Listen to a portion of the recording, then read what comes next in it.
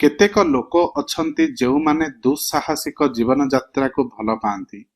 ସେଇମାନଙ୍କୁ ହିଁ ମୁଁ ଡାକୁଛି ଏବଂ କହୁଛି, ଦେଖ, ଏହି ଦୁଃସାହସିକ ଜୀବନଯାତ୍ରା ପାଇଁ ମୁଁ ତୁମ୍ଭମାନଙ୍କୁ ନିମନ୍ତ୍ରଣ କଲି। ଆମ ପୂର୍ବରୁ ଅନ୍ୟମାନେ ଯାହା ସବୁ ଆଧ୍ୟାତ୍ମିକ କାର୍ଯ୍ୟ କରି ଯାଇଛନ୍ତି ତାହାକୁ ପୁନରାବୃତ୍ତି କରିବାର ପ୍ରଶ୍ନ ଏଠି ଉଠୁନାହିଁ।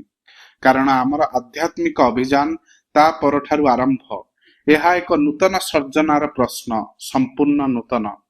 ଏଥିରେ ଅନେକ ଅଦୃଷ୍ଟପୂର୍ବ ଘଟଣା ଆସିପାରେ, ଅନେକ ଆପଦ ବିପଦ ଆସିପାରେ, ବହୁ କଷ୍ଟ ଭୋଗିବାକୁ ପଡ଼ିପାରେ, ଯାହାକୁ କୁହାଯାଏ ବାସ୍ତବ ଦୁଃସାହସିକ ଅଭିଯାନ, ଯାହାର ଲକ୍ଷ୍ୟ ହେଉଛି ନିଶ୍ଚିତ ବିଜୟ।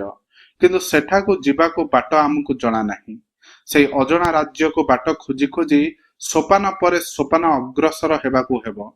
ଆମେ ଏପରି କିଛି କରିବାକୁ ଚାହୁଁଛୁ ଯାହା ଏହି ଉପସ୍ଥିତ ବିଶ୍ୱରେ ଆଗରୁ କେବେ କରାଯାଇ ନାହିଁ ଏବଂ ଏହା ପରେ ମଧ୍ୟ ଏହି ଭାବରେ ହେବ ନାହିଁ। ଯଦି ଏହା ତୁମକୁ ଭଲ ଲାଗେ ତେବେ ଠିକ ଅଛି, ଆମ ସଙ୍ଗେ ଏକାଠି ଚାଲ। ଆସନ୍ତାକାଲି ତୁମର କ'ଣ ହେବ ମୋର କିଛି ଧାରଣା ନାହିଁ। ଆଗରୁ ଯାହା ସବୁ ଦେଖାଯାଉଛି, ଆଗରୁ ଯେଉଁ ସବୁ ଉପାୟ ବାହାର କରାଯାଇଛି, ଆଗରୁ ଯାହା ସବୁ ଗଠନ କରାଯାଇଛି, ସେ ସବୁକୁ ପଛକୁ ପକାଇ ଦିଅ। ତାପରେ ସେହି ଅଜଣା ରାଜ୍ୟକୁ ଯାତ୍ରା ଆରମ୍ଭ କରିଦିଅ ଏବଂ ଯାହା କିଛି ଘଟିବାର ଅଛି ଘଟୁ। ବାସ୍ ଏହା ହିଁ।